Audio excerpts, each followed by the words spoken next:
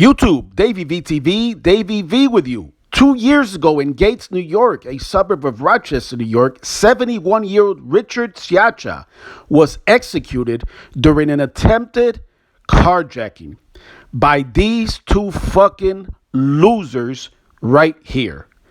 Anthony Jacobs, who you're looking at in the screen right now, smiling in his mugshot, and Edgar Tolentino, another fucking loser, another scumbag, just like Jacobs.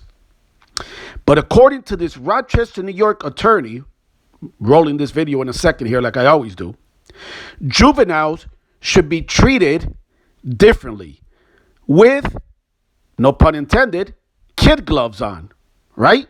Give them a break. They're only kids. Get the fuck out of here. As always, thank you for watching Davey VTV. Roll the video. Well, just earlier this week, a 14-year-old arrested after a rollover crash in Gates. This after he allegedly stole a Kia and fled from police. Authorities saying cases like these are becoming all too common, with car thefts involving minors on the rise. Some authorities complain of not having enough legal options to hold these alleged offenders accountable. Alex Love spoke with a local criminal defense attorney on insights into the juvenile process. Alex.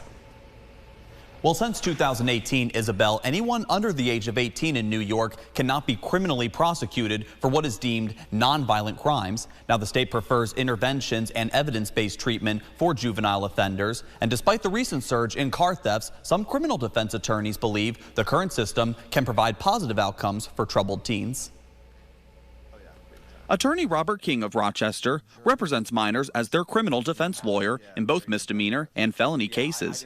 He argues the current process through court gives teens a second chance to get help. What is the circumstances? What happened before that date? What's going on the home front? And what can we kind of prove to the judge and the prosecutor to show this won't happen again?